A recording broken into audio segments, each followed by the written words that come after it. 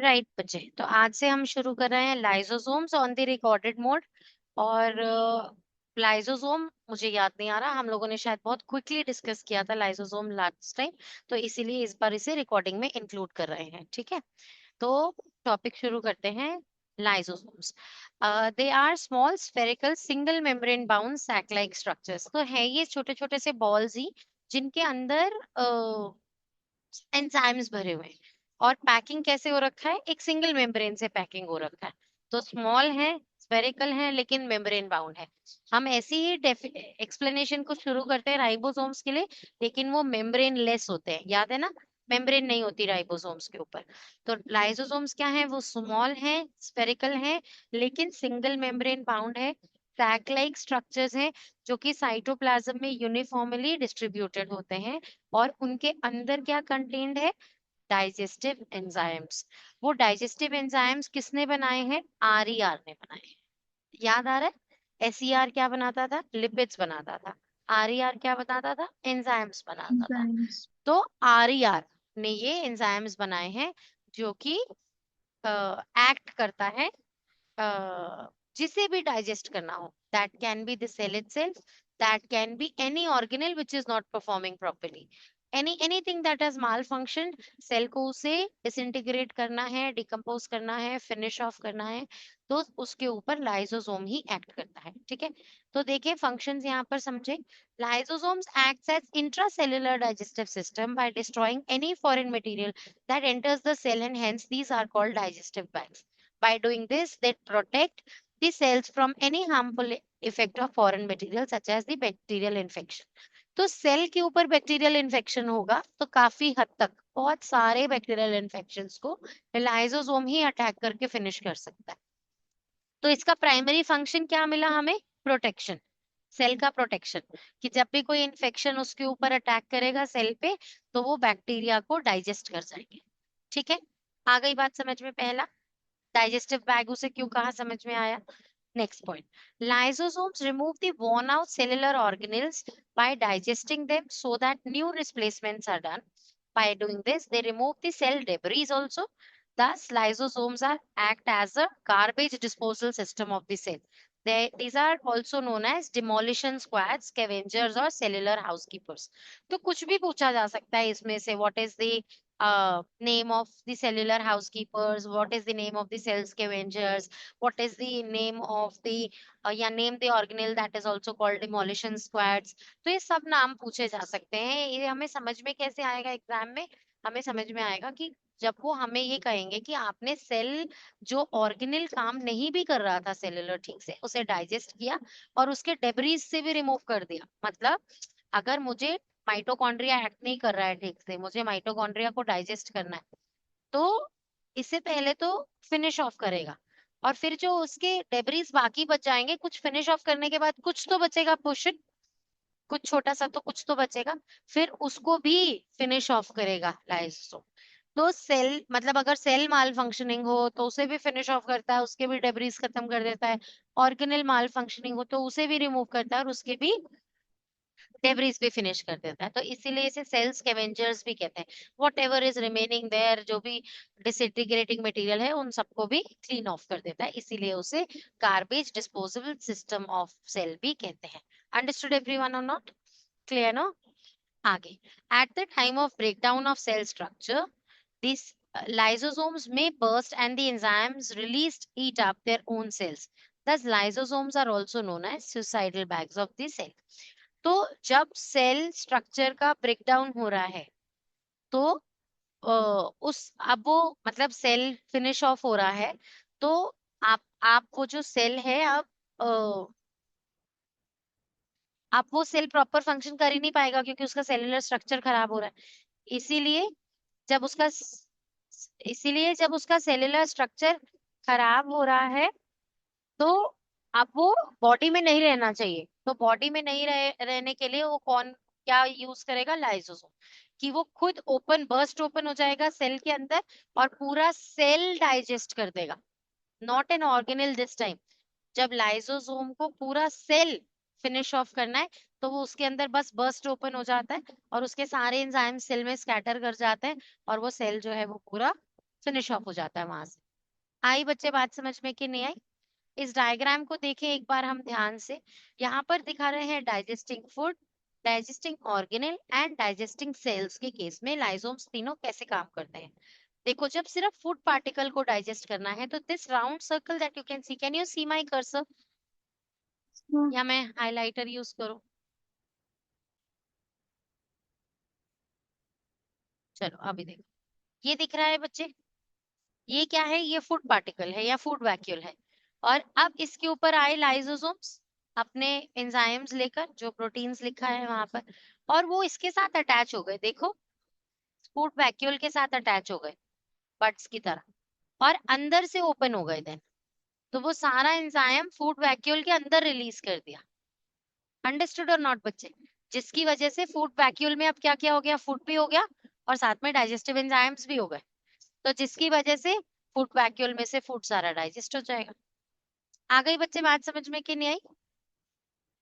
ऐसे ही देखो, ये सेल ऑर्गेनेल, ये मान लेते हैं ये माइटोकॉन्ड्रिया है विच वाज माल फंक्शनिंग, जो कि ठीक से परफॉर्म फंक्शन नहीं कर रहा था। तो अब उसके पास क्या हुआ? लाइसोसोम्स आए, उससे इस तरीके से अटैच हुए और अंदर से ओपन अप होकर अपने एंजाइम्स माइटोकॉन्ड्रिया में रिलीज कर दिए, और माइटोकॉन्ड्रिया को डाइजेस्ट कर गए पूरा, और डेब्रीज तक भी खत्म कर दी उसकी पूरी। आई बच्चे बात समझ में कि नहीं आई? अब जब मैम। सेल, पूरा सेल जब अच्छे से परफॉर्म नहीं कर रहा है, तो सिर्फ लाइसोसोम अंदर बर्स्ट ओपन हो गया, किसी चीज से अटैच करने की जरूरत नहीं है, सिर्फ अंदर बर्स्ट ओपन हुआ और वो पूरा का पूरा उसे कंज्यूम कर जाएंगे। आ गई बच्चे बात समझ में कि नहीं आई? मैम। बोलो रिया बेटा।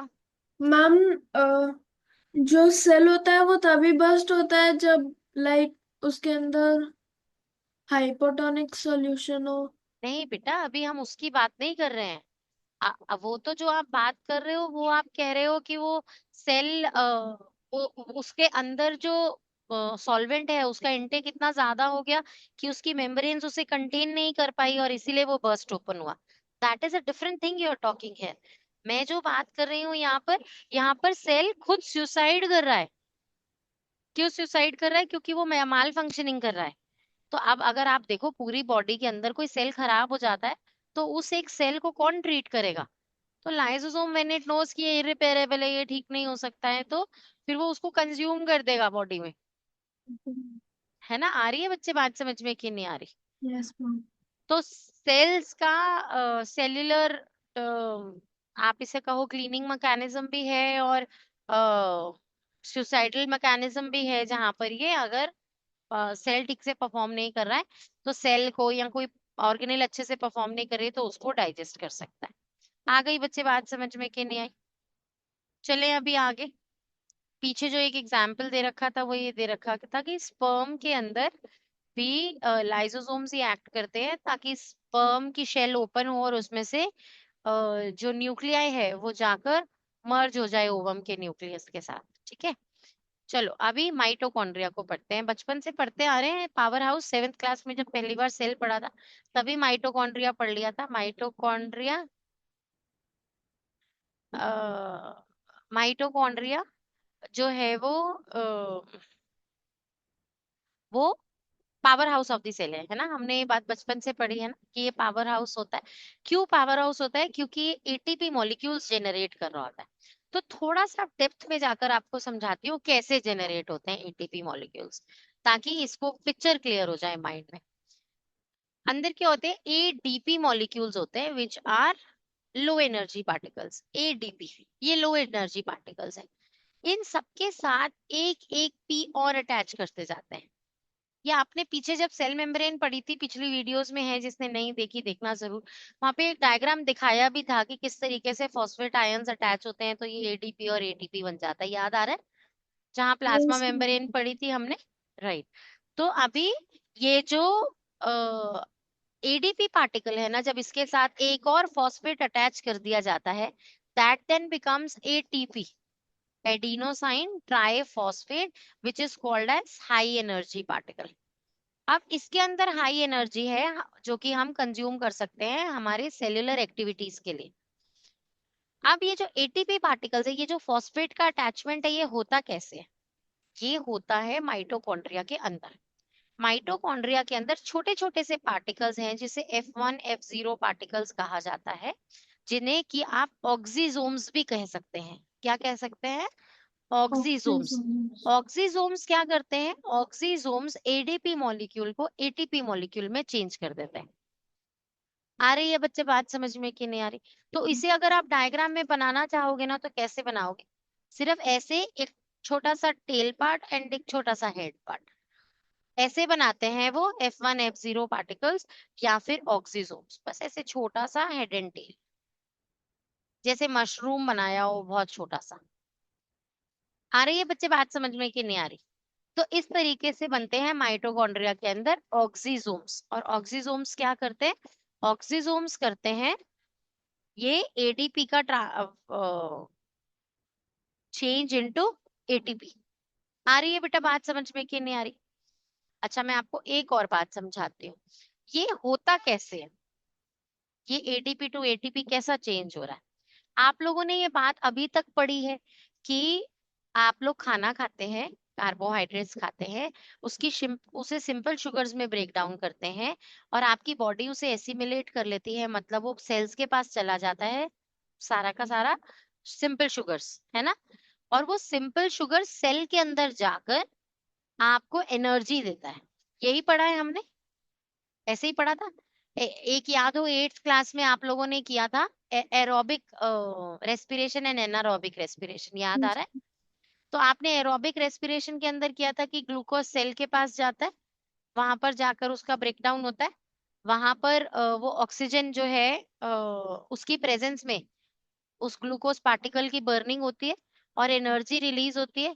और एनर्जी एनर्जी रिलीज होने से एन, एनर्जी एनर्जी रिलीज होने से वो हमारा सेल जो है वो बाकी फंक्शंस परफॉर्म कर पाता है। And as a byproduct साथ में रिलीज होते हैं CO2 और H2, है ना, जो कि हम हमारी बॉडी से थ्रू आउट कर देते हैं। आ गई बच्चे बात समझ में कि नहीं आई? ठीक है। अच्छा, अभी और मैं क्या बात एक बता रही थी, अभी तक हमने ये पढ़ा कि सेल के अंदर ये ग्लूकोज आया ब्लड के थ्रू, ऑक्सीजन आया ब्लड के थ्रू, और सेल के अंदर जो है उस कार्बोहाइड्रेट का, सिंपल शुगर का ब्रेकडाउन हुआ, या फिर हम कह सकते हैं उसका ऑक्सीडेशन हुआ या स्लो कंबशन हुआ। एक ही बात है, oxidation is also slow combustion. तो स्लो कंबशन और स्लो कंबशन होने के बाद वहां पर बाय प्रोडक्ट्स निकले CO2, जो कि ऐसे बाहर निकल आएंगे ब्लड के साथ ही, और साथ में वाटर ड्रॉपलेट्स जो कि ब्लड में ही डिफ्यूज आउट हो जाएगा। और एनर्जी जो बनेगी वो ये सेल यूज अप करेगा अपनी मेटाबॉलिक एक्टिविटीज के लिए। लेकिन अब आप इसे और डिटेल में समझ रहे हो कि ये एक सिंगल प्रोसेस में नहीं होता है, ये डबल प्रोसेस में होता है। कैसे होता है ध्यान से समझो। जो ग्लूकोज पार्टिकल है ना, उसमें कितने सी हैं बेटा? 6 सी है। 6 सी पार्टिकल है ना, C6 है। वो 6 सी पार्टिकल्स है। सबसे पहले सेल के अंदर एंटर करने के बाद साइटोप्लाज्म में वो C3 के 2 पार्टिकल्स में ब्रेक हो जाता है। ठीक है, आई बात समझ में कि नहीं आई? और फिर ये जो C3 पार्टिकल्स हैं ये एंटर करते हैं माइटोकॉन्ड्रिया के अंदर, और माइटोकॉन्ड्रिया के अंदर इनका जब ऑक्सीडेशन होता है, ये ऑक्सीजन से कंबाइन होते हैं, तब वहां पर एटीपी मॉलिक्यूल्स जेनरेट होते हैं, बनते हैं फ्रॉम एडीपी पार्टिकल्स। आई बच्चे बात समझ में कि नहीं आई? तो ये सब किसने किया? पहले पढ़ते थे हमारी बॉडी ने किया, फिर हमने पढ़ा हमारे सेल ने किया, फिर हमने कहा नहीं, सेल में आधा काम साइटोप्लाज्म में हुआ, आधा माइटोकॉन्ड्रिया में हुआ। अब हम ये भी पढ़ रहे हैं कि माइटोकॉन्ड्रिया के अंदर भी ये काम कौन कर रहा है? F1 F0 particles, oxysomes, F1 particles. आ रही है बेटा बात समझ में कि नहीं आ रही? ठीक है, चलो अब इसे एक बार लाइन बाय लाइन भी रीड कर लेते हैं। The mitochondria are small bodies of varying shape, size and distributed in the cytoplasm. अच्छा, एक और बात बताती हूँ यहाँ, यहाँ लिखा है कि varying shapes और sizes के होते हैं। एक बात ये है कि ये varying numbers के भी होते हैं। कैसे varying numbers के होते हैं? जिन ऑर्गेनिजम्स ने मेटामॉर्फोसिस करना होता है ना बेटा लाइफ में, मेटामॉर्फोसिस क्या था याद है किसी को? बताओ, what is Metamorphosis? Ma'am, The the process by which formation a of larva changes larva into the frog. transforms into an adult through some drastic changes. Right, that is the keyword. Drastic changes के बाद अगर एक organism अपनी life cycle में drastic changes दिखता है, जैसे पहले वो क्या था, एक फिश लाइक ऑर्गेनिज्म था टैडपोल, फिर वो क्या बन गया, एक लैंड पर लंग से ब्रीथ करने वाला एनिमल बन गया। तो कितना ड्रास्टिक चेंज आ गया, पहले वो गिल्स थी उसके पास, फिर वो गिल्स चली गई, लिम्स चली गई, और अब वो बन गया ऐसा जिसके पास टेल नहीं है और फिन्स नहीं है, अब उसके पास लेग्स हैं, है ना। तो ये जो चेंज आया, ड्रास्टिक चेंज आया, गिल्स डीएक्टिवेट हो गए, गायब ही हो गए बॉडी से, और लंग्स आ गए, लंग्स फंक्शनल हो गए। अब पानी में भी जाएगा तो गिल से ब्रीथ नहीं करेगा, अब मॉइस्ट स्किन से ब्रीथ करेगा।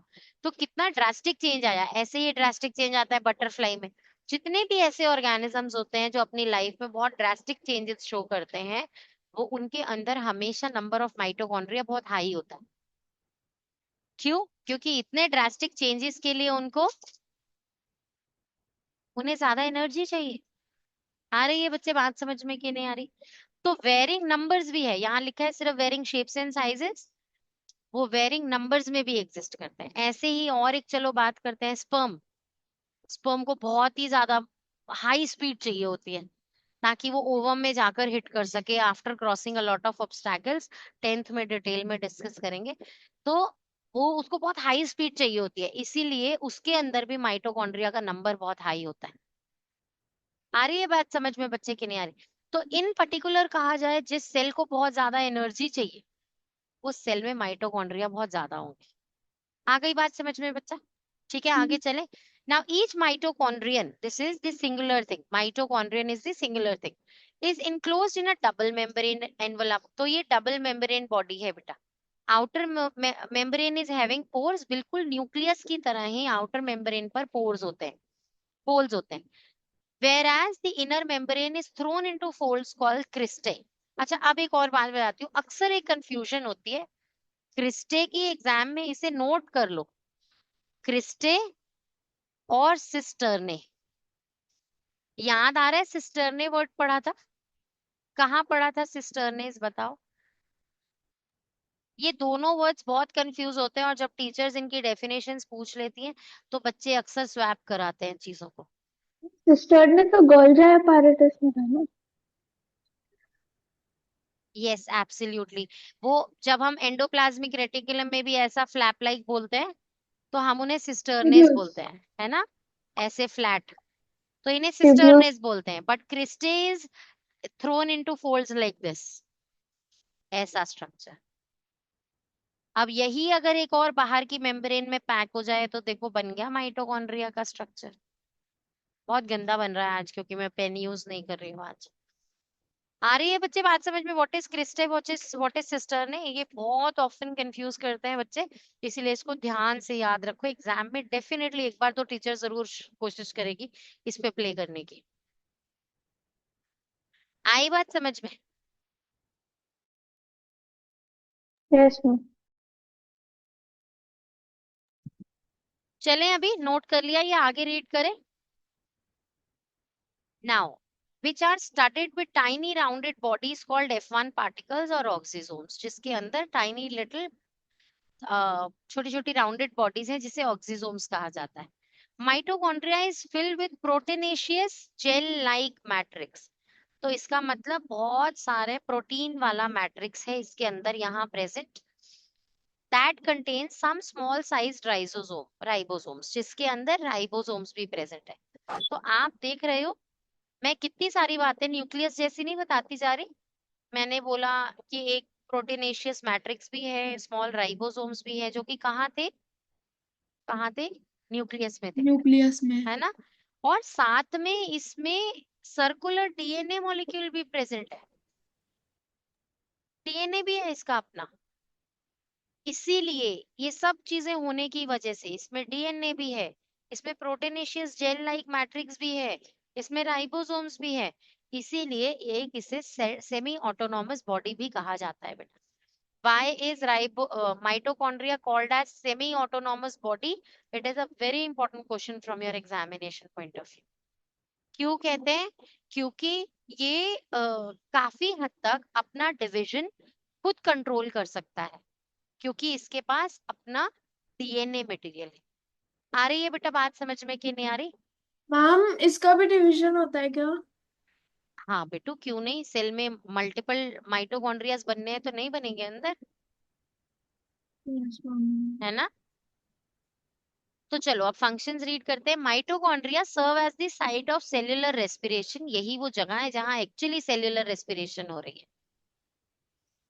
बताया ना मैंने अभी कि हमने क्या पढ़ा था बचपन में, कि हमने इनहेल किया, फिर हमने पढ़ा नहीं हमारी वो ऑक्सीजन जो है सेल के पास चली गई, फिर हमने कहा नहीं वो तो माइटोकॉन्ड्रिया के अंदर चली गई। तो एक्चुअली माइटोकॉन्ड्रिया के अंदर ही वो ऑक्सीजन का जाने का पर्पस है, क्योंकि वहीं ग्लूकोज का ब्रेकडाउन होना है। आ रही है बच्चे बात समझ में कि नहीं आ रही, है ना? They utilize molecular oxygen from air to oxidize the carbohydrates and fats present in the cell to carbon dioxide and water vapor। अभी बताया मैंने कि कार्बोहाइड्रेट पार्टिकल्स और फैट पार्टिकल्स जो है टुगेदर, जो सिंपल शुगर्स में चेंज हो जाते हैं, उनको ब्रेक डाउन कर रहा है कार्बन डाइऑक्साइड और वाटर वेपर में, जो हमारे लिए बाय प्रोडक्ट्स है जो हमें थ्रो आउट करने हैं। आई बच्चे बात समझ में कि नहीं आई? ठीक है ना? Energy is released during oxidation and some part of energy is used to form ATP, adenosine triphosphate। Energy generate होती है फॉर मेटाबॉलिक एक्टिविटीज और कुछ एनर्जी से एडीपी एटीपी में चेंज हो जाता है। As mitochondria synthesizes energy rich compound ATP, that is why it is called as powerhouse of the cell। Simple. Mitochondria can synthesize some of their own proteins and DNA, due to which they are considered as semi-autonomous organelles। ये reason है कि क्यों semi autonomous organelle कहा जाता है, क्योंकि उसके अपने प्रोटीन्स भी हैं और उसके पास अपना डीएनए जेनेटिक मटेरियल भी प्रेजेंट है। बोलो रिया बच्चे क्या कहना है? मैम मुझे उसके डायग्राम में एक डाउट था बोलो। कि लाइक उसके अंदर ऐसी कर्व लाइंस होती हैं जैसे माइटोकॉन्ड्रिया के अंदर लाइक दिस, तो वो ऐसे सीधी क्यों नहीं होती? सीधी क्यों नहीं होती? सीधी इसलिए नहीं होती क्योंकि सरफेस एरिया इंक्रीज करना है। आप आगे आगे ये बात पढ़ोगे कि बॉडी में जो भी चीजें कर्व्ड है ना, वो एक्चुअली सरफेस एरिया इंक्रीज करने का एक प्लान है, हिडन प्लान है। जैसे आप लोगों की स्मॉल इंटेस्टाइन सीधी क्यों नहीं है भाई, और ऊपर से उनके अंदर माइक्रोविलाई भी है, एक तो वो खुद इतनी राउंड राउंड है स्मॉल इंटेस्टाइन, और ऊपर से उनके अंदर माइक्रोविलाई प्रेजेंट है, ऐसे फिंगर लाइक बहुत छोटे छोटे प्रेजेंट है मैम ये क्या स्ट्रक्चर्स। प्रोजेक्शन। होता है? प्रोजेक्शंस होते हैं, मतलब ऐसे है। अच्छा मैं तुम्हें एक एग्जांपल देती हूँ, मुझे बड़ा अच्छा लगता है वो एग्जांपल। आप एक बात बताओ, कभी आपने बहुत भीड़ में नवरात्रि में कभी किसी माता के दर्शन के लिए, या बहुत जब स्पिरिचुअल कोई स्पेशल डे है तो साईं बाबा मंदिर, कभी ऐसी जगह गए हो जहाँ बहुत भीड़ होती है और यस मैम। मंदिर में दर्शन करने जाना हो? आप लोगों ने नोटिस किया होगा वहां पता है क्या किया जाता है? वहां आपके साथ एक ट्रिक की जाती है। जैसे ये रहा सामने मंदिर जहाँ आपको दर्शन करने हैं, और ये सामने है लाइन, बट आपको सीधे जाना अलाउ नहीं किया जाता कि आप सीधे जाकर दर्शन कर पाए। आपके लिए क्या किया जाता है, कुछ इस तरीके से बैरिकेडिंग कर दी जाती है, कुछ ऐसे। नोटिस है, कभी किया है ऐसा नोटिस कि मैम ऐसे करते ऑलमोस्ट हैं? हर बड़े बड़े मंदिरों में ये होता है। हाँ, दे बड़े smartly they are increasing your surface area, the journey travel time बढ़ा रहे हैं वो आपका, ऐसे ऐसे ऐसे मैम ऐसे। तो इसमें सरफेस एरिया कहाँ बढ़ा? अरे ये फूड, अगर ये फूड पार्टिकल है तो ये फूड पार्टिकल उतनी ज्यादा वॉल्स के साथ साथ टच में आ रहा है ना, जितना ही ऐसा ऐसा राउंड राउंड घूम रहा है। टाइम भी ज्यादा स्पेंड कर रहा है ना आपकी स्मॉल इंटेस्टाइन में फूड, टाइम भी स्पेंड कर रहा है, एरिया भी बढ़ गया, जिसके कांटेक्ट में ज्यादा आएगा तो ज्यादा डाइजेशन हो पाएगा अच्छे से। और ओके। आ रही है बात समझ में कि नहीं आ रही? तो बॉडी बड़े स्मार्टली एक्ट करती है, छोटी सी बॉडी के अंदर पूरी, मतलब कहते हैं 7 मीटर लंबी तो, मतलब मम्मा की साड़ी से लंबी तो आपकी स्मॉल इंटेस्टाइन है। जितनी मम्मा की साड़ी लंबी है उससे लंबी तो आपकी स्मॉल इंटेस्टाइन है। और वो भी अगर उसके अंदर से माइक्रोविलाई भी एक्सपैंड कर दो तो फिर तो कहाँ बचेगा पार्टिकल डाइजेस्ट होने से, और स्मॉल इंटेस्टाइन में ही डाइजेशन कंप्लीट करना है, इसीलिए वहां पे ऐसा राउंड राउंड सा स्ट्रक्चर। ठीक है, आ गई बात समझ में? अब हमें शुरू करने हैं प्लास्टिड्स, जो कि एनिमल सेल में कंप्लीटली एब्सेंट होते हैं। एनिमल सेल में प्लास्टिड्स का कोई काम नहीं है। प्लास्टिड्स होते हैं 3 टाइप के। प्लास्टिड्स मतलब ऐसे सेल, ऐसी ऑर्गेनेल जो कि बॉडी को कलर इम्पार्ट कर सके, वो हुए प्लास्टिड्स। तो क्रोमोप्लास्ट हुए कलर्ड प्लास्टिड्स, जैसे कि एक्सेप्टेन ग्रीन। जैसे एक्सेप्टेन ग्रीन कौन कौन से कलर देखे हैं हमने प्लांट्स में? रेड कलर के फ्लावर्स, ऑरेंज कलर के फ्लावर्स, है मैम ना? फ्रूट्स में भी होता है। फ्रूट्स के कलर, ऑरेंज, रेड, कितने सारे कलर्स होते हैं ना, वाइब्रेंट कलर्स की होती हैं ये चीजें। तो इन ये जो कलर है ग्रीन, तो हमें पता है कि क्लोरोफिल की वजह से आता था। ये जो बाकी कलर्स है, ये किसकी वजह से आते हैं? ये क्रोमोप्लास्ट की वजह से आते हैं। ठीक है। Chloroplast is green coloured pigment containing plastid, जिसके अंदर एक पिगमेंट प्रेजेंट है which is chlorophyll, green colour का है। नेक्स्ट है leucoplast which is colourless plastid. और ये कलरलेस प्लास्टिड क्या करता है? ये स्टोरेज का काम करता है। जहां पर स्टार्च, फैट्स, प्रोटीन्स को स्टोर करना है, तो ये स्टोरेज का काम करता है ल्यूकोप्लास्ट। आ गई बात समझ में बच्चे की नहीं आई? अच्छा, अब देखें, it is present in most of the plant cells and absent in animal cell. Plastids have their own DNA and ribosomes. देखो, तो इसका मतलब जो प्लास्टिड्स है वो भी होने चाहिए सेमी ऑटोनॉमस बॉडी, है कि नहीं? क्योंकि इनके पास भी अपना डीएनए और राइबोसोम है ना? So they are self replicating organelles. ये अपने आप रेप्लिकेट कर जाते हैं, अपने आप डुप्लीकेट कर लेते हैं खुद को whenever required, just similar to mitochondria. ठीक है बच्चे? तो याद रखोगे सेमी ऑटोनॉमस बॉडीज कौन कौन सी हुई? माइटोकॉन्ड्रिया हुई और प्लास्टिड्स हुई। आगे चले। Chloroplast help in photosynthesis in which they manufacture food for the plant by trapping solar energy. ये सोलर एनर्जी को ट्रैप कर लेते हैं, और जो इनके अंदर ग्रीन कलर का पिगमेंट प्रेजेंट होता है, वहां पर फूड मैन्युफैक्चरिंग करवा रहे होते हैं फोटोसिंथेसिस प्रोसेस के ड्यूरिंग। इसीलिए इन्हें किचन ऑफ द सेल्स कहा जाता है। याद है food factory of the cell किसे कहते थे? लीव्स को। लीव्स फूड फैक्ट्री थी। लीव्स के अंदर प्रेजेंट है क्लोरोप्लास्ट, जिसे कि किचन ऑफ द सेल कहा जाता है। आ गई बच्चे बात समझ में कि नहीं आई? तो प्लांट की फूड फैक्ट्री लीफ हो गई, प्लांट की, पूरे प्लांट की फूड फैक्ट्री लीफ हो गई। और अब हमें पता है कि लीफ के अंदर क्या किचन है सेल की? वो सेल की किचन है क्लोरोप्लास्ट। आ गई बच्चे बात समझ में कि नहीं आई? ठीक है ना? क्रोमोप्लास्ट इम्पार्ट वेरियस कलर्स, जो कि फ्लावर्स और फ्रूट्स में होते हैं, जो कि इंसेक्ट्स को अट्रैक्ट करने में हेल्प करते हैं। जितना कलरफुल, जितना प्लेजेंट स्मेलिंग फ्लावर होगा, उतना ही ज्यादा इंसेक्ट्स उसकी तरफ अट्रैक्ट होंगे, जिससे पोलन स्प्रेड अवे होंगे, जिसकी वजह से न्यू सीड्स बनेंगे और plants would be able to reproduce. ठीक है। नेक्स्ट ल्यूकोप्लास्ट, ये स्टोरेज के काम आ रहा है। तो चलो अब एक बार क्लोरोप्लास्ट के स्ट्रक्चर को थोड़ा डिटेल में पढ़ लेते हैं। अब एक बार डायग्राम दिखाती हूँ पहले मैं आपको क्लोरोप्लास्ट का। ये रहा बेटा डायग्राम। तो देखो बच्चे, यहाँ पर क्या है, आपको ना ऐसा कॉइन जैसा, डिस्क जैसा, जैसे कॉइन्स होते हैं, ऐसे स्टैक्स दिख रहे हैं, बटन शेप के जैसे हो ना, ऐसे स्टैक्स दिख रहे हैं आपको? Yes ma'am. Yes ma'am.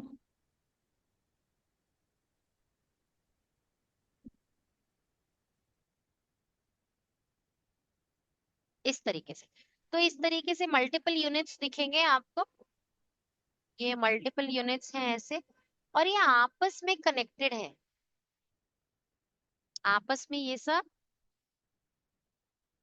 ऐसे यहाँ से यहाँ कनेक्टेड है। कनेक्टेड है। दिख रहा है? फोटो में भी दिख रहा है बेटा? Yes ma'am. देखो, ये जैसे कॉइन्स के स्टैक बने हो, और आपस में ये कनेक्शंस दिख रहे हैं इनके, ये कनेक्टेड है ना? और ये सब कुछ एक मैट्रिक्स के अंदर फ्लो कर रहा है। एक जैसे हर एक चीज में एक मैट्रिक्स फील्ड है, तो इसके अंदर भी एक मैट्रिक्स फील्ड है। और आपको इसका स्ट्रक्चर क्या समझाना चाह रहा है कि ये डबल मेम्ब्रेन बॉडी है, ये भी एक डबल मेम्ब्रेन बॉडी है। ठीक है बच्चे? अभी तक स्ट्रक्चर समझ में आया? कॉइन लाइक स्टैक्स है, आपस में कनेक्टेड है, और एक मैट्रिक्स में फ्लोइंग है। अब चलो इसको डिटेल में पढ़ते हैं कि ये क्या करते हैं और कैसे करते हैं। Grana are stacks of membrane bounded flattened discoid sacs. तो बिल्कुल फ्लैट हुए हुए डिस्कॉइड स्टैक्स है, जैसे बटन्स होते हैं आपकी शर्ट के। तो फ्लैटेंड डिस्कॉइड सैक्स है known as thylakoids consisting of the chlorophyll molecules. तो इनके अंदर क्या है, जो एक एक स्टैक था, अगर मैं कहूँ कि कुछ कॉइन्स का स्टैक बनाया हमने, तो जो उसमें ईच यूनिट है, ईच कॉइन है, दैट इज अ थाइलाकॉइड। ठीक है। And there group together is called as grana. आ रही है बात समझ में कि नहीं आ रही। Each stack is thylakoid and that group together of some thylakoids together is called as grana. और इनका मेन फंक्शन क्या है, ये एक्चुअली मेन बॉडी है, जो कि इनके अंदर ही फोटोसिंथेसिस होगा। 10th क्लास में जब हम डार्क रिएक्शन और लाइट रिएक्शन को स्टडी करेंगे, कि जब सनलाइट होती है तो क्या हो रहा होता है प्लांट में, और जब शाम हो रही होती है तो क्या होता है प्लांट में, तब हम इनके अलग अलग फंक्शंस को पढ़ेंगे कि ग्राना में क्या हो रहा है अलग से, और स्ट्रोमा में क्या हो रहा है अलग से। अभी के लिए हम ये पढ़ेंगे कि ग्राना हमारा मेन फंक्शनल यूनिट है। आ रही है बात समझ में बच्चे। और this is the site of light reaction. अच्छा, इन्होंने हल्का सा आपको ग्लिम्स दे दिया कि ये लाइट रिएक्शन करता है फोटोसिंथेसिस के टाइम, मतलब सनलाइट को ट्रैप करना, और वहां पर फोटोसिंथेसिस के लिए फंक्शंस परफॉर्म करना। ये कौन कर रहा है, ये ग्रैना कर रहा है। ठीक है, आगे देखो। अब स्ट्रोमा, वो मैट्रिक्स क्या कर रही है। Stroma is the homogeneous matrix in which grana are embedded. तो जैसे एक वाटरमेलन के अंदर उसकी सीड्स एम्बेडेड होती हैं, बिल्कुल इसी तरीके से स्ट्रोमा के अंदर ग्राना एम्बेडेड होता है। Stroma consist of various photosynthetic enzymes, starch grains, DNA and ribosome. जिस भी बॉडी में आपने लिख दिया कि उनके अंदर डीएनए और राइबोसोम्स हैं, वो क्या हो जाएगी, सेमी ऑटोनॉमस बॉडी हो जाएगी, है ना। तो this is the site for dark reaction. Dark reaction जो होता है फोटोसिंथेसिस का, जब सनलाइट चली जाती है, जब सन नहीं होता है स्काई में, तो डार्क रिएक्शन के टाइम जो फंक्शंस हो रहे होते हैं वो स्ट्रोमा में हो रहे होते हैं। आई बच्चे बात समझ में कि नहीं आई। तो लाइट और डार्क रिएक्शन का ग्लिम्स दे दिया उन्होंने, डिटेल में इसे 10th क्लास में स्टडी करें। तो हम यहाँ से समराइज कर सकते हैं कि क्लोरोप्लास्ट कैसी बॉडी है, वो एक डबल मेम्ब्रेन बॉडी है, जिसके अंदर एक मैट्रिक्स है जिसे कि स्ट्रोमा कहते हैं, जिसके अंदर कॉइन डिस्कॉइड शेप के थाइलाकॉइड्स हैं जो स्टैक्स में प्रेजेंट है, जिसे आप ग्रैना कहते हो। ठीक है, और आपस में इंटरकनेक्टेड हैं वो स्टैक्स। इतनी बात आ गई समझ में सबको कि नहीं आई। मैम हाँ जी। मैम वो जो कोइन लाइक स्ट्रक्चर्स होते हैं वो लाइक ऐसे चिपके हुए क्यों होते हैं? चिपके हुए क्यों होते हैं लाइक 3-4 का पेयर होता है ना। अब बेटा क्यों होते हैं, क्या कोई रीजन ही नहीं है, क्यों क्या होते हैं, क्या कहेंगे क्यों होते हैं। ये वो यूनिट है वो जो साथ में परफॉर्म कर रहा है, क्या बताऊं क्यों होते हैं ये तो। ऐसे तो बहुत कुछ पूछा जा सकता है, ये क्यों होता है वो क्यों होता है, बेटा वो ऐसे ही है, स्ट्रक्चर है। ठीक है। अच्छा, अब ये जो डिफरेंशिएट है, मैं इस पे सारी बात कर चुकी हूँ, तो इसको हम दोबारा डिस्कस नहीं कर रहे हैं। चलो मैम कितना बड़ा चैप्टर है ये।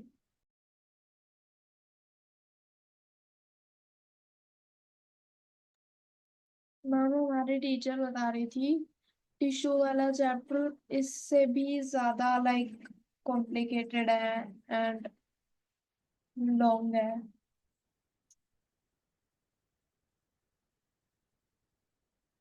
मैम इसीलिए 10 दिन लग गए, तो उसमें कितने लगेंगे?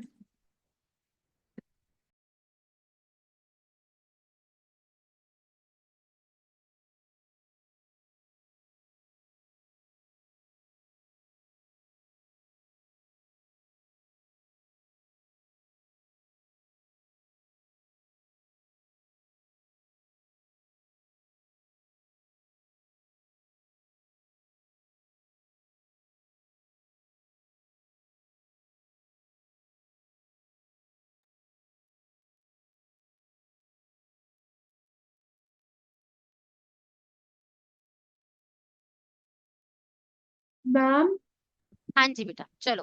मैम अभी मुझे एक और डाउट है। बोलो बेटा जी। मैम इधर लिखा हुआ है, डिड यू नो में plastids are the largest cell organelles in plants and mitochondria are the largest cell organelles in animals. But ma'am plants में तो वैक्यूल्स होते हैं ना सबसे बड़े, एंड एनिमल्स में बेटा मैंने ये बात आपको पहले भी बताई थी कि वैक्यूल्स विद एज जब मेच्योर होता है सेल तब बड़े होते हैं बेटा वो। मैम तो प्लांट्स में वो तब भी छोटे ही होते हैं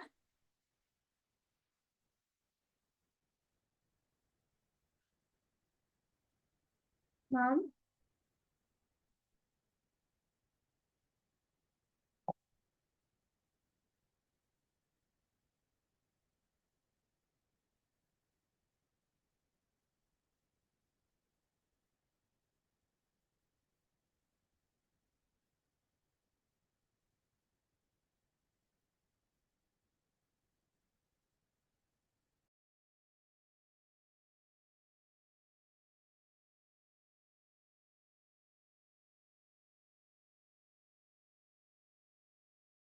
ओके सॉरी बच्चा, देखो विद एज प्लास्टिड्स जो है वो मतलब प्लास्टिड्स वो रहेंगे लार्जेस्ट ऑर्गेनेल, टाइम के साथ साथ वैक्यूल जो है वो बढ़ता है।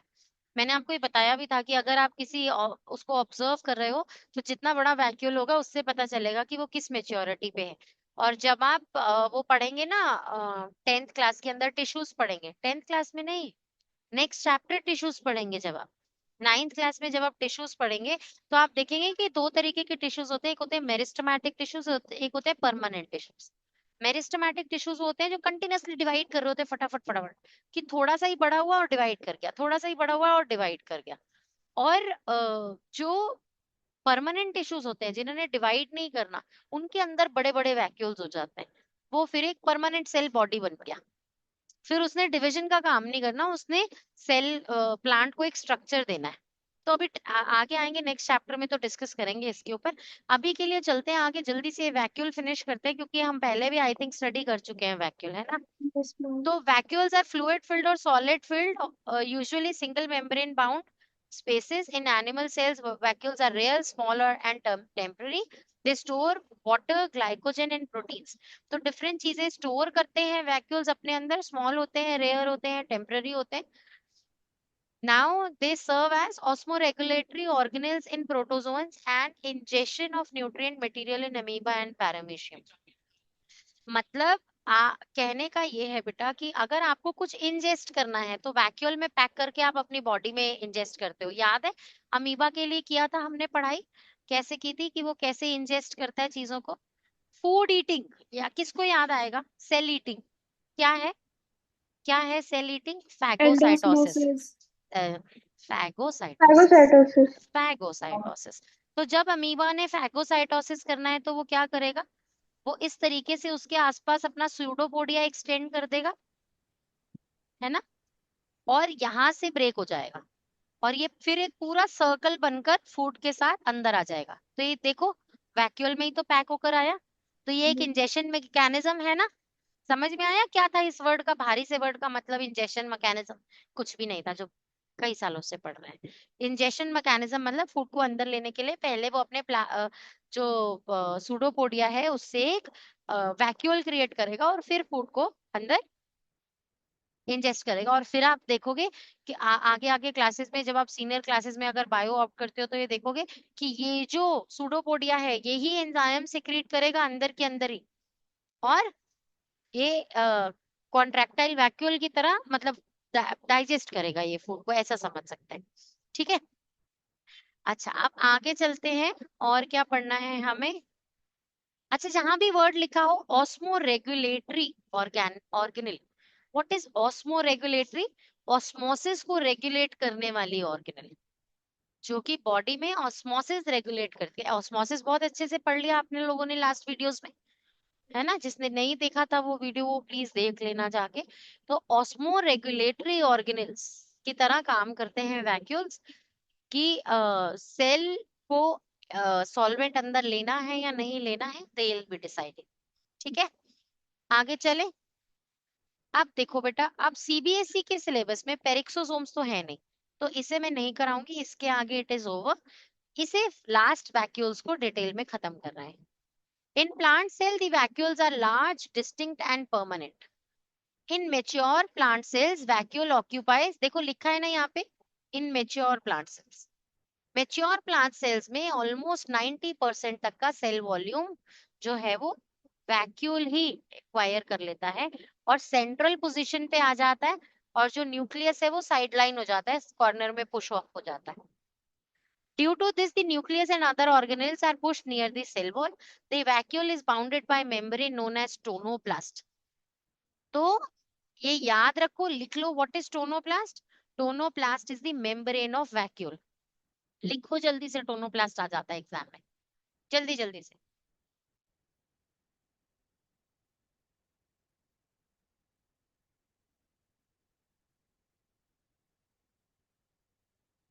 तो इसका मतलब मैं अगर वैक्यूल बनाऊं तो कैसे बनाऊंगी? देखो, ये टोनोप्लास्ट है, इसके अंदर ऐसा फिल कर दो तो वो सेल सैप है। अंदर का सामान को cell sap, sap means anything from enzymes, from water and all, ऐसा करके ना वो सब सेल सैप, जो भी सेल को अपनी मेटाबॉलिक एक्टिविटी के लिए चाहिए उसे सेल सैप कह सकते हैं। तो सेल सैप अंदर है, और बाहर की मेम्ब्रेन को क्या कहेंगे? Tonoplast. With this chapter is over, जो सीबीएसई में आ सकता है बेटा। हालांकि अभी और भी कर सकते हैं आगे। मैम सेल डिवीजन रहता है, माइटोसिस, मियोसिस। वो बेटा एक्चुअली अलग पार्ट है, कुछ बुक्स में इंक्लूडेड है, कुछ स्कूल्स इंक्लूड करते हैं, कुछ नहीं करते हैं, पर हम करेंगे डेफिनेटली उसे कवर। एक्चुअली उस पे जो मेजर क्वेश्चंस आते हैं वो 10th में आते हैं, पर हम उसे कवर करेंगे, वो एक अलग क्वेश्चन है, इसमें नहीं है। अच्छा, एक ये सेंट्रोजोम भी बताना था मुझे, पर कैसे बताऊं? आप लोगों की बुक में बताओ मुझे, आप लोग के टीचर्स ने कराए हैं सेंट्रोजोम कराया है?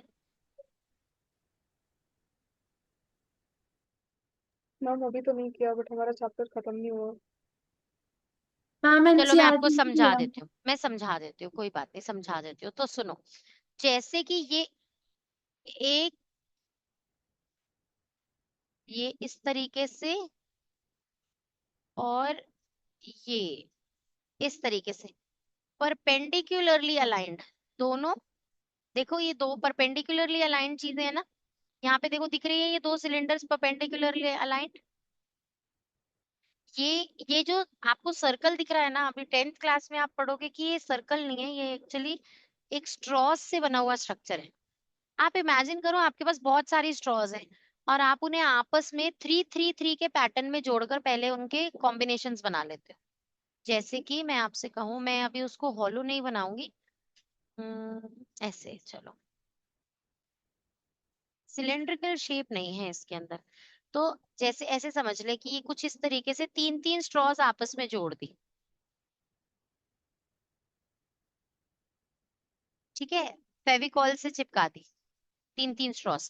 पहले ऐसे बहुत सारे बंडल्स बना लिए, फिर ये 3-3 स्ट्रॉज आपस में जोड़कर एक पॉलीगोनल स्ट्रक्चर बना दिया, जो कि आपको दिखने में सर्कुलर लग रहा है। एक सिलेंडर एज्यूम करो जो 3-3-3-3 के कॉम्बिनेशंस में जुड़े हुए माइक्रोट्यूब्यूल्स हैं, जो कि एक सर्कल बना रहे हैं।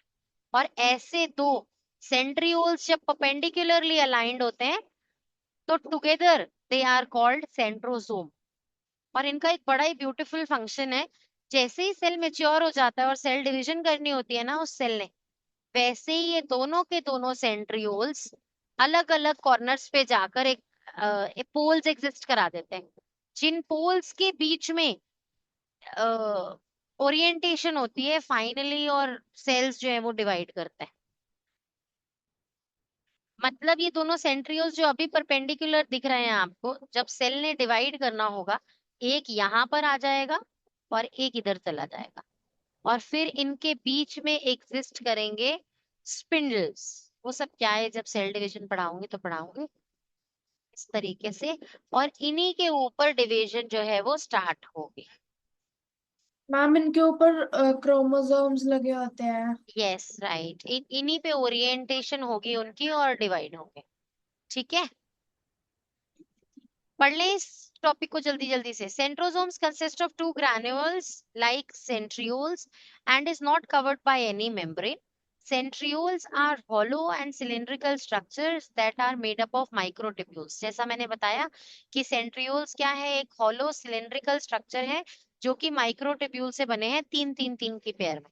दिखाऊं मैं आपको एक बार इसका स्ट्रक्चर दिखाती हूँ centrioles का ना। Let me get a good picture for you.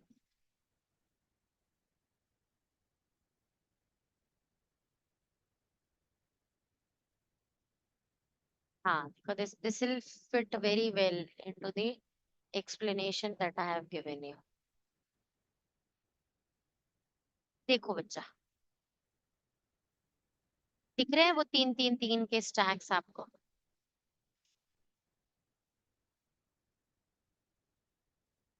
है ना? Yes, ma'am. और आपस में उन तीन तीन, ये रहे तीन स्टैक्स, दिखे कि नहीं दिखे बेटा? Yes, ma'am. ये 1, ये 2, उसके साथ का ये 3, है ना? तो ये 1 2 3 आपस में जुड़े हैं, पहले तीन तीन के बना लिया और फिर उनसे एक हॉलो सिलेंडर बना लिया। ये तो सेंट्रियोल्स है, और आप जब भी डायग्राम में बनाओगे इन दोनों को आपस में परपेंडिकुलर बनाओगे 90 डिग्री टू ईच अदर। ये सेंट्रियोल्स हैं। और जैसे ही सेल ने डिवाइड करना है, अभी मैं आपको एक और डायग्राम दिखाती हूँ जहां सेंट्रियोल सेल डिवीजन के टाइम दिख रहे होंगे, और उसमें देखना कि उसके अंदर ये दो अलग कॉर्नर्स पे, दो अलग पोल्स पे चले जाएंगे। मैम फिर उनसे कुछ ये लाइक एक्चुअली क्या होता है, ये सेल की प्रिपरेशन होती है फॉर डिवीजन। सेल ऐसे प्रिपेयर करता है, सेल डिवीजन फेज से पहले एक प्रिपरेशन फेज होता है।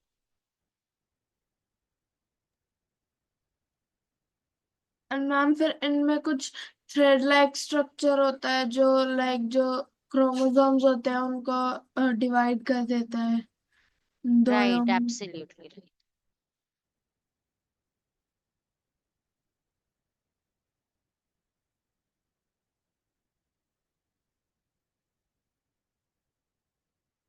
देखो बच्चे, यही वो ओरिएंटेशन प्लेटफॉर्म्स बने जिनके ऊपर वो स्पिंडल फॉर्मेशन हुई, जिन पे वो क्रोमोसोम्स अलाइन करके डिवाइड करेंगे थे। आई बच्चे बात समझ में कि नहीं आई? क्लियर है सेंट्रियोल्स का फंक्शन? चलो इसे अब एक बार जल्दी से पढ़ लेते हैं। तो हॉलो सिलेंड्रिकल स्ट्रक्चर अब भूलोगे तो नहीं, made up of microtubules. Centrosomes are present only in animal cells. Plant cells में polar caps perform the same function. तो जैसे हमने पढ़ा था कि प्लांट सेल में गोल्जी apparatus नहीं होता, उसे डिक्टियोसोम कहते हैं, ऐसे ही प्लांट सेल के अंदर सेंट्रोसोम भी नहीं होता, वहां इसे पोलर कैप्स कहते हैं। पोलर कैप्स वहां ये फंक्शन परफॉर्म मैम करते हैं। लाइक चीज सेम होती है बस नाम अलग होता है हर अलग हाँ, जगह। Right right.